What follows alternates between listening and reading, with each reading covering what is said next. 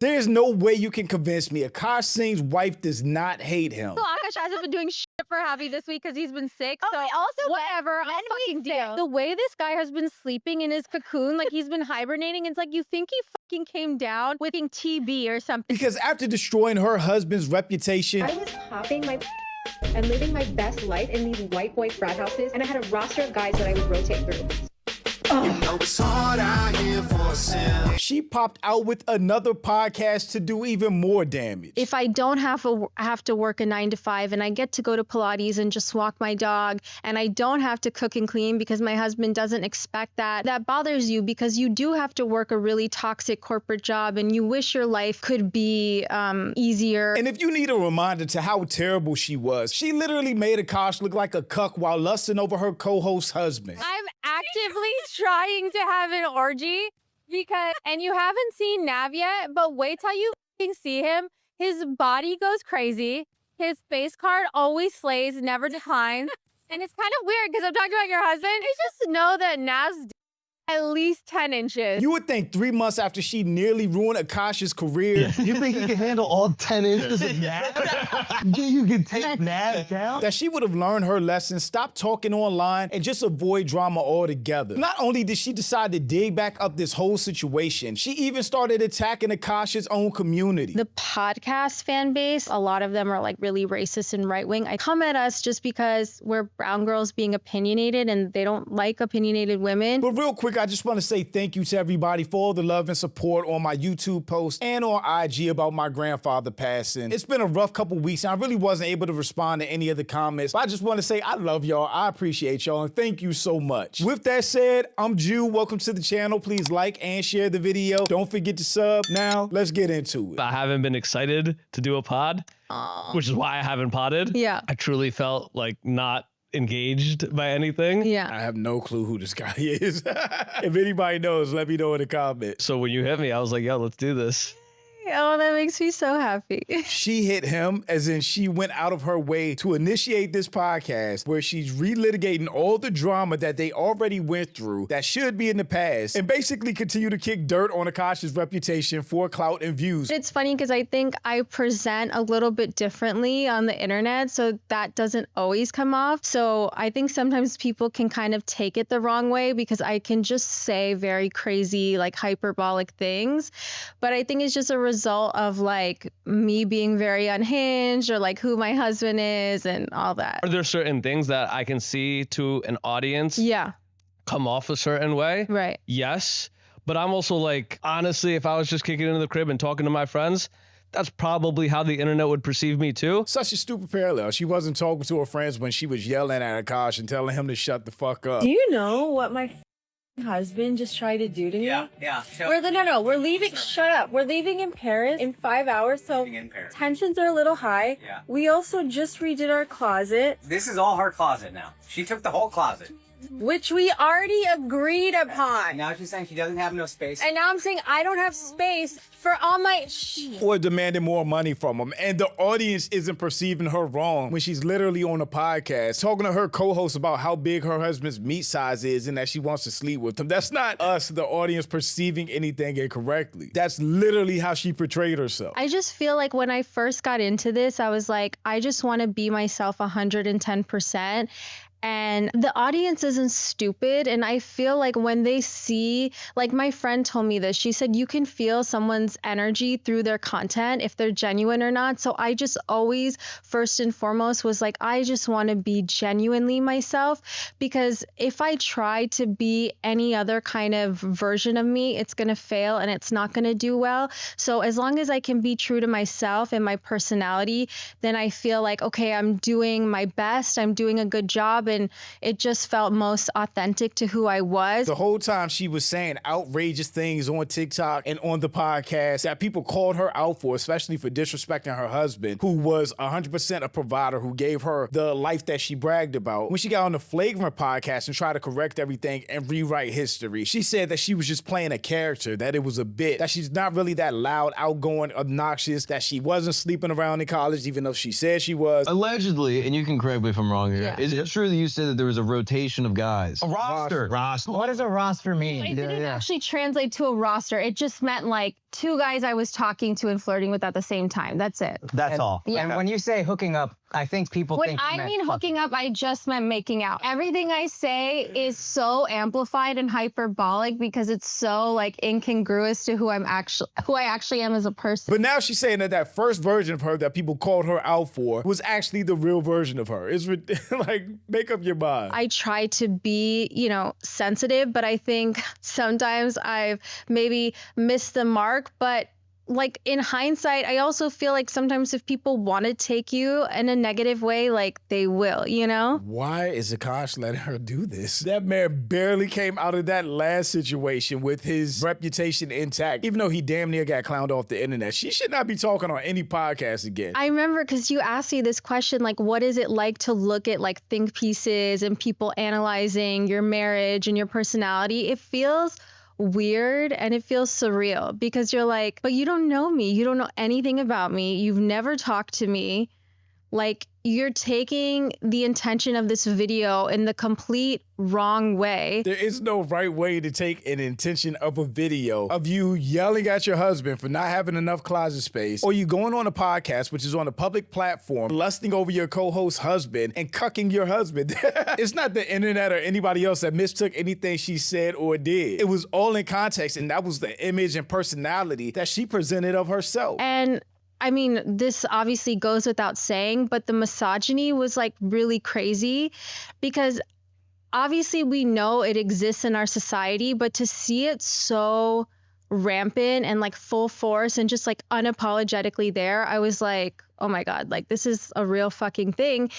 And it was bizarre to me because I'm like, my husband can go on stage and literally has a joke in his special about like getting a hooker isn't like cheating, it's just outsourcing. But it's like, if I say something that's equally, raunchy, like then I'm a whore or all these things. When it's like, but the reality is what the reality is. It's like, I was a virgin when I met my husband. We lost our virginity to each other. And I never made that a part of my identity. I only shared that because I share my life story because I'm an oversharer. Y'all made it a part of my identity and then used it against me. I don't give a fuck if I was a virgin or I wasn't, or if my body count was 100, but it wasn't. Those are just facts. It's so frustrating when people just don't get it. For starters, whether you like Akaash or not, he is a famous, rich comedian. He tells jokes on stage and gets paid for it. He jokes on a podcast and gets paid for it. So most of the stuff he says is in a comedic format. Meanwhile, she is not a comedian. She was just a woman with the TikTok who randomly decided to start a podcast with her friend. At no point in any of the outrageous shit that she said did it ever come off like a joke. Did she ever make it sound like a joke or seem like a joke or even say she was joking at the end of a video? There was never a punchline. She was just talking about her life, herself, and her husband. A lot of comments that I'm using my husband for clout, and yeah, that's exactly what it is. No lies were told. I am leveraging the support I have. It's kind of like nepotism, but like through my husband, so like spousal nepotism. What's wrong with that? So when her husband Akaash brags about his wife, his relationship, and says he met the perfect woman, they were both virgins and lost their virginity together. My wife also hadn't had any sexual partners, so that helped us connect a lot more. Let me ask you this. Do you believe her? That is part of their story. That is part of what people know them for. And she's only known because people know her husband. So for her to come out the blue on these TikToks and say that she misses getting ran through in college and she had a roster of men, that makes her husband, who bragged on her being a virgin, look crazy and look like he's getting played. I was popping my and living my best life in these white boy frat houses, and I had a roster of guys that I would rotate through. I'm actively trying to have an orgy. And that literally impacts his reputation and makes him a joke. It's not really that hard to understand. If you want to take like tongue-in-cheek videos and make it into something it's not, like that's not really a reflection of me, that's a reflection of them. And I think moreover, what people don't realize, like, I don't even want to say his fucking name, but she's not a comedian. There's no tongue-in-cheek about a woman with a TikTok making TikTok. There's no tongue-in-cheek comedic value or jokes to it. This fucking loser whose name you said, like he was on the Flagrant podcast like 5 fucking years ago. And my husband just humbled the shit out of him and basically embarrassed him because he was like, I think what you do is corny and it's not really helping men.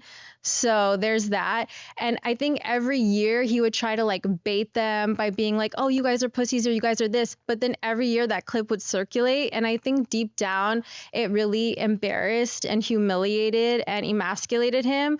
So when all of this first started, it was like very clear to see that there was like a lot of bot farming as well. And I could. Two things can be true. Akaash absolutely sunned Marvin and made him look stupid as hell when they did their podcast together. That's facts. Marvin definitely held a grudge and was waiting for a moment to have a one-up on Akaash. Unfortunately, Akaash's wife gave him the one-up by putting out the type of content that she did, which was embarrassing Akaash on the internet. That's not Marvin's fault that she put out that content. And everybody now that gets hate is blaming it on bots. It is not bots, my dog. It is just the audience. People just don't like you. It's not anybody paying bots or doing bot farms under comments or your podcast. It's not what it is. Tell there were bots because like the 1,500 followers I gained on Instagram, I immediately lost like within the span of 2 months. So it was like up and then down. And then like all the nastiest comments on my Instagram videos I didn't even delete. Like a month later, it was all no. So it was like, it was starting to become clear that there were like a lot of bots. It's not bots. She had 5 seconds of fame where everybody discovered her podcast, all the ridiculous things that she was saying. She was like the most hated person on the internet for a good month. And then people moved on. So anybody that probably followed her in that time span unfollowed her after that. Which is funny because they say very racist things against Indians and South Asians, but like that's where you get your bots. But I think that's why people were saying, oh, it's PR. Like I would never, and my husband would never like have to do anything for PR. Like all of the traffic I got was organic before that. She's conflating Akaash's social media following and his views with her social media following and her views. She didn't have any traffic on her podcast before all this drama happened. If I remember correctly, she probably had about 4,000 to 7,000 subs on that podcast channel. And those videos up until the one where she started talking about her co-host's husband were doing like 3,000 to 5,000 views. She was getting no traffic on that podcast before all the drama. So I think he had like a score to settle, but instead of like doing it like a man, he did it like a little bitch and like came at me. So, which I never really thought anyone would do, because it's also like, if you have a certain like ideal of like, you don't want women working and you don't want like, wouldn't I fit your ideal? Like I'm relying on my man to provide for me. I don't like Marvin and hate defending him, but she made Akaash an easy target because her social media content. She came across like a spoiled, ungrateful gold digger who talked down on her husband and made him look like a bitch. Meanwhile, every time Akaash talks about her, she's perfect, she's an angel, he's bragging about her and bigging her up while she's tearing him down. That's why this whole situation went as viral as it did. It wasn't about misogyny or anything about Marvin even. It was literally how she portrayed herself and her relationship with Akaash and vice versa. Oh, I don't know. Just a lot of their logic is backwards to me. But yeah, the whole experience was like very weird and unsettling. But my mom, like I was really happy that we ended up going to India at the time that we did, because we went to Darbar Sahib, which is the holiest Sikh temple. That was the trip. Akaash was looking like a goddamn hostage. Who in their mind thinks like, this is what I want to write, like to ruin this person's day because it'll make me feel better. Like I personally, there's a lot of celebrities I don't like. I've never gone out of my way to publicly comment, whether it's on mine or a burner. I don't even have a burner. So it's like, you have to think about like the severity of someone's mental health, that this makes them feel better. It's weird that she's saying this considering her whole entire platform was kind of based around her being spoiled, living this good life, and then talking down to her husband. But she's mad at people leaving comments calling her out for that type of behavior. I stopped taking the comment section as objectivity because I'm like, I can't trust it anymore. It's like, it's not legitimate, you know? Even like, even when I posted what I posted about like your whole situation on my page, I was like, I got my small taste of what the bot culture looks like. Who is this guy? I'm not even going to take up the energy to look. Did she hire him to run PR for her on this podcast? I went viral being myself. You dumb fucking bitch. Again, she's changed her story on the Flavoring podcast. She said that she was playing a role that really wasn't her personality. She was turning it up to 1,000 to get views, to go viral, to be outrageous. But now she's saying that's who she actually was the whole time. There's nothing I've done to you personally except be myself. And so I won't even say, like, I won't even go so far as to say you're jealous of me, but something about me evokes an insecurity that you have of something that you're not doing for yourself. So if I don't have to work a 9 to 5 and I get to go to Pilates and just walk my dog, and I don't have to cook and clean because my husband doesn't expect that or require that or care if I do that, then maybe that bothers you because you do have to work a really toxic corporate job and you wish your life could be easier or something. She just does not get why she's an unlikable person. It's not that anybody is jealous of her. It's that she literally portrays this spoiled, rich, entitled person who doesn't cook, clean, do laundry, literally does nothing for her husband. For those of you who are new here, hi, my name is Jasleen. I'm a stay-at-home wife, but I don't cook or clean because I don't feel like it. And my husband is a full-time stand-up comedian and he buys me lots of nice things. Curious to know, like, how do you guys handle things around the house? Oh, I actually don't cook and clean ever. Oh, I don't cook. I don't clean. Let me tell you, I got this written. Okay, so I try to cook like maybe once a week, but since I've been making content and TikToks, that hasn't really been happening. But no, we have like a cleaning lady come once a week because also like cleaning is hard and it's really stressful and it damages your cuticles and your nails. If you spend like X amount of money on the nail salon, it's kind of a waste to like up your manicure. That's how we kind of split that. We outsource, which I truly believe in. And you can say what you want about Akaash, but in this situation, is literally giving her the dream life while she's making him look bad in the public. She wasn't a likable person. That's why I'm like, fuck you guys, because it's not my fault that you're just catching onto one side of this. Because there were plenty of videos where I talked so positively about my husband that obviously didn't catch fire or whatever. And so that's when I was like, this is not a me issue. This is a y'all issue. And the only thing that really bothered me is that you guys could even think that I don't love my husband as much as I do because I fucking will die for him. I'm obsessed with him. Then why make your content about belittling him or telling everybody what you don't do for him and what you're entitled to in a marriage and literally making him look like a cuck in front of the whole world or at least her podcast audience? How does that benefit him or their relationship? I want to ask because I'm genuinely invested. Yeah. What's going on with the podcast? So I'll just tell you guys, you know, full honesty time.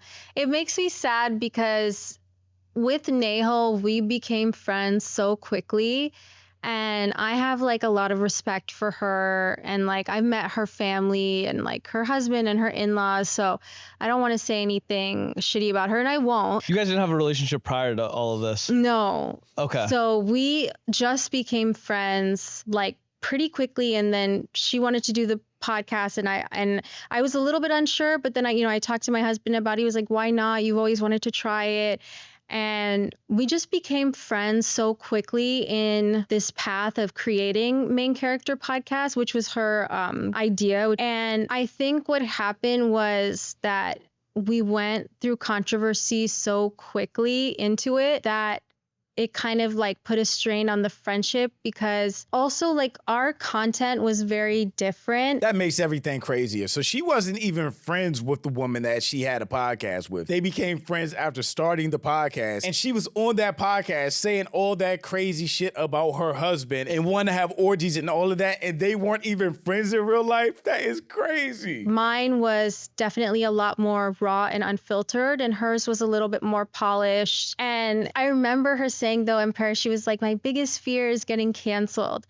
And I remember telling her, I was like, I just want to let you know, like, I know the periphery of Akaash's fan base, which is, I will say, more of the podcast fan base. And I know a lot of people during like our controversy were saying like, oh, it's because of his fans. It's because of his fans. Like his comedy fans are not like that. It's more the podcast fan base that I don't think really resonate with him because a lot of them are like really racist and right wing. I think like those of them are more like that. But yeah, anyways, I said like those peripheral fans, like they might come at us just because we're brown girls being opinionated and they don't like opinionated women. This woman does not need a microphone in front of her. Akaash is a comedian in his own right, but let's be real. He rode Andrew Schultz's coattails to fame, to popularity, to the status that he's at now. He wouldn't be half as popular as he is without the Flagrant podcast. But for her to have this amazing life, to be spoiled, entitled, have everything that she wants, months, all from Akaash's work, to have already hurt his reputation and his career by her content and the things that she said online, to now be attacking his actual fan base, which makes him rich, which gives him the lifestyle that they live, is insanity. I've been very critical of Andrew Schultz's right-wing grift, the whole Trump podcast platform and humanizing him, and really grifting to that right-wing audience. But before that happened last year, the Flagrant podcast was anything but right-wing. I doubt it was MAGA people in there like that, which is why so many people got mad when they platformed Trump in the first place. She keeps making all these excuses and moving all these goalposts to explain why people don't like her, when in fact people don't like her because she's an unlikable person. We were both a little bit like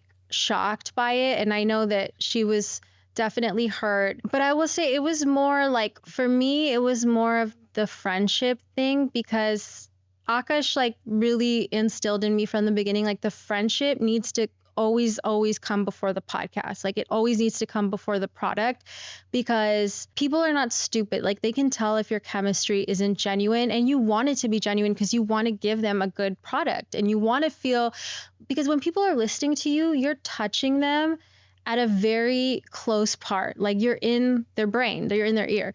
So I think I basically said, I mean, I haven't shared this with anyone, but I said, like, you know, I really wish that you had been there more for me during, especially like everything that happened in December. It's clear that Akaash's wife is just not self-aware at all. The reason that she received so much hate and so much backlash is how she presented herself and how she came across online. But no, she's here still hurting Akaash's reputation, now attacking his fan base, and again, just proving why she got the backlash that she got in the first place. And at this point, she should really just enjoy being rich, enjoy her life, do whatever she wants to do, but leave the microphones alone, please, for Akaash's sake at this point. But shout out to my channel members. Thank you so much for supporting, and thanks for watching. Y'all let me know what you think about all this in the comments. Also, make sure you check out the next video, and don't forget to follow me on Instagram for behind the scenes and life stuff, and I'll catch you next time. Peace.